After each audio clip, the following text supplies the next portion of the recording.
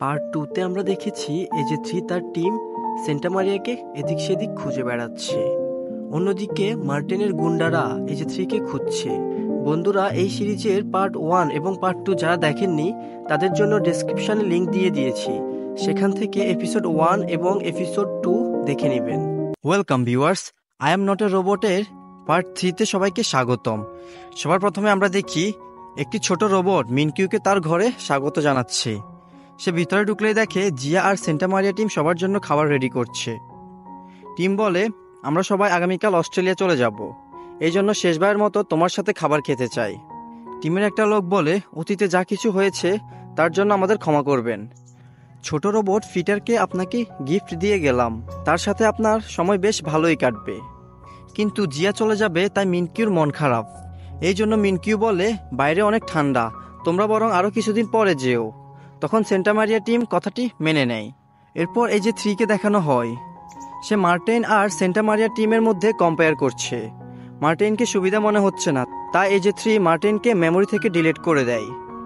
পরের সিনে দেখায় মিনকিউ জিয়ার হাতে কিস করে, সাথে সাথে জিয়ার ঘুম ভেঙে যায়। জিয়া বলে, কি হয়েছে তোমার? মিনকিউ বলে, আমার খুবই খারাপ লাগছে, এজে 3-কে সেন্টা মারিয়া টিম হারিয়ে ফেলেছে।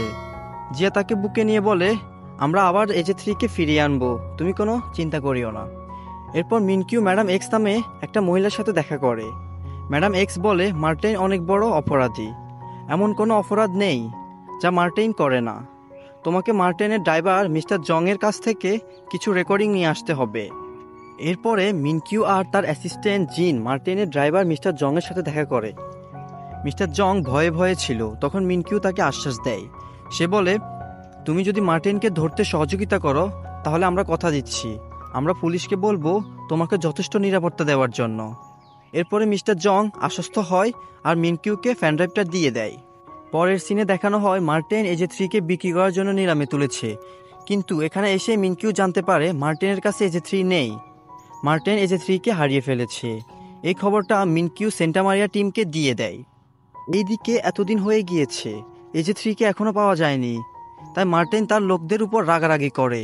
তাদেরকে বলে, যেভাবেই হোক এজে 3-কে খুঁজে বের করো, তার মেমোরি থেকে সব ডেটা ডিলিট করো, নয়তো তোমাদের সবাইকে আমি মেরে ফেলবো। আর সে পুলিশের সামনাসামনি হতে চায় না, তাই সে দেশ ছেড়ে পালানোর ব্যবস্থা করছে। এইদিকে এজে 3-কে দেখানো হয় সে একা একা ঘুরে বেড়াচ্ছে, আর সে একটা ভিখারির কাছে গিয়ে বসে। ভিখারি তাকে এখান থেকে চলে যেতে বলে, কিন্তু কার কথা কে শুনে। এজে 3 ভিখারিকে একের পর এক কথা বলেই যাচ্ছে। ভিখারি কিছু বুঝে কিছু বুঝে না, তাই সে তাকে একটি কম্পিউটার দোকানের কার্ড দিয়ে দেয়। সেই কার্ডের ঠিকানা অনুযায়ী এজে 3 সেখানে পৌঁছে যায়। এদিকে সেন্টা মারিয়া টিম আর মার্টিনের গুন্ডারা তাকে খুঁজে বেড়াচ্ছে। তারপরে দেখানো হয় এজে 3 কম্পিউটার শোরুমে এসে একটা কম্পিউটারের মাধ্যমে মিনকিউর বাড়ির ঠিকানা বের করে আর সেখান থেকে বের হয়ে যায়। অন্যদিকে সেই কম্পিউটার শোরুমে মার্টিনের লোকরা চলে আসে। এখানে এসে তারা কনফার্ম হয় এজে 3 এখানে এসেছিল আর একটু আগে এখান থেকে চলে গিয়েছে। কিছুক্ষণ পর এজে 3 বাস থেকে নামার পর দুইটা লোক এসে বলে, আমরা তোমাকে চিনি, আমরা তোমাকে মিনকিউর বাড়িতে পৌঁছে দিব। তখনই সেখানে মার্টিনের গুন্ডারা চলে আসে।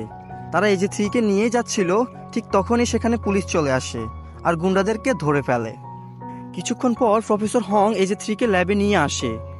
এখন সেন্টা মারিয়া টিম খুবই খুশি, কারণ এজে 3-কে তারা ফিরে পেয়েছে। পরের সিনে দেখানো হয় মিনকিউ আর জিয়া হাসি খুশি সময় কাটাচ্ছে। হঠাৎই জিয়া বলে বাসায় চলে যাবে। তখন মিনকিউ জিয়াকে রেখে দেওয়ার জন্য খিদা লেগেছে বলে বাহানা করে। তারপরে জিয়া মিনকিউর জন্য খাবার বানায়, কিন্তু মিনকিউর তো অন্য খিদা লেগেছে। তখন সে জিয়াকে কিস করে দেয়। সেই রাতে সেন্টা মারিয়া পুরো টিম রাতে একসাথে খাবার খাওয়ার জন্য একসাথ হয়। এরপর তারা সবাই মনিটরে এজে 3-এর ভিডিও দেখে। এজে 3 প্রথমবার বাইরে সাধারণ মানুষের সাথে 3 দিন কাটিয়েছে, আর কেউ বুঝতে পারেনি সে একটা রোবট। এটা দেখে সবাই অনেক খুশি হয় এবং নিজেদের অনেক গর্ব হচ্ছে। এরপরে হং বলে, এবার আমাদের এজে 3-এর চেহারা চেঞ্জ করে ফেলতে হবে, নয়তো তাকে নিয়ে অনেক বিপদ আছে। পরের দিন মিনকিউ ম্যাডাম এক্সের সাথে আবার দেখা করে আর তাকে একটি ফ্যানড্রাইভ দিয়ে এসে একটা কনফারেন্স মিটিংয়ের আয়োজন করে। মিনকিউ সবাইকে বলে, আমার মানুষের সংস্পর্শে অ্যালার্জি ছিল, তাই আমি এত বছর বাড়ি থেকে বের হতাম না, কিন্তু এখন আমার অ্যালার্জি ভালো হয়ে গিয়েছে। এগুলো শুনে মিডিয়ার লোকেরা তো সবাই অবাক হয়ে যায়।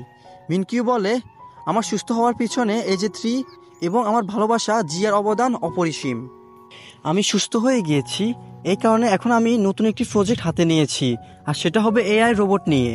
তার এই অ্যানাউন্সমেন্টের কারণে তার কোম্পানির প্রত্যেকটা শেয়ারের দাম আগের থেকেও দ্বিগুণ হয়ে গিয়েছে।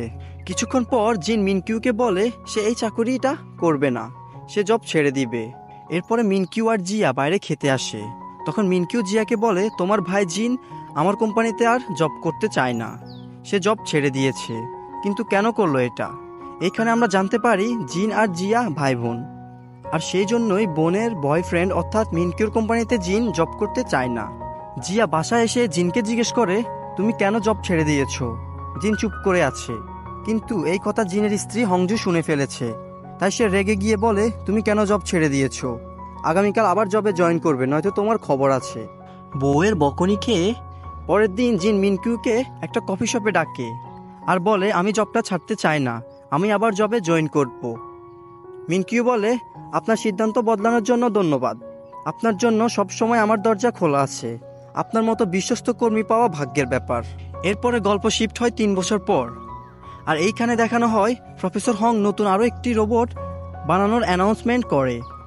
এইদিকে জিনকে দেখানো হয় সে কোম্পানির ম্যানেজার হয়ে গিয়েছে, আর জিয়াকে দেখানো হয় সে একটা মিটিংয়ে তার বানানো লাভ লাইটগুলো শোয়িং করছে। অন্যদিকে দেখানো হয় মিনকিউর ছোটবেলার কাজিন ইউচুল ফিরে এসেছে। জিয়া তার মিটিং শেষ করে মিনকিউর বাসায় আসে, তখন সেখানে একটি ট্যাক্সি আসে, আর সেখান থেকে একজন আর্মি নেমে আসে। এখন সবার মনে প্রশ্ন, এই আর্মিটা কে, যার জন্য জিয়া অধীর আগ্রহ করে অপেক্ষা করছে? তখনই আমরা দেখি সেটা মিনকিউ। কিন্তু কিভাবে এটা মিনকিউ হয়? মিনকিউর তো মানুষের সংস্পর্শে অ্যালার্জি, তাহলে সে আর্মি হলো কিভাবে? জিয়া কাছে না থাকলে তো মিনকিউর অ্যালার্জি বেড়ে যায়, তাহলে এই মিনকিউ কোন মিনকিউ? বন্ধুরা, পরবর্তী পার্টে আমরা এইসব প্রশ্নের উত্তর পেয়ে যাব। যারা যারা পরবর্তী পার্ট দেখতে চাও কমেন্ট করে জানাও। যদি 1000 কমেন্ট আসে তাহলে আমি পরবর্তী পার্টগুলো নিয়ে হাজির হব। আজকের ভিডিওটি ভালো লেগে থাকলে একটি লাইক দিয়ে আমাকে পরবর্তী ভিডিও বানানোর জন্য উৎসাহিত করুন, এবং চ্যানেলটি সাবস্ক্রাইব করতে একদমই ভুলবেন না। কথা হবে নতুন আরেকটি ভিডিওতে, সেই পর্যন্ত সবাই ভালো থাকুন, সুস্থ থাকুন, আল্লাহ হাফেজ।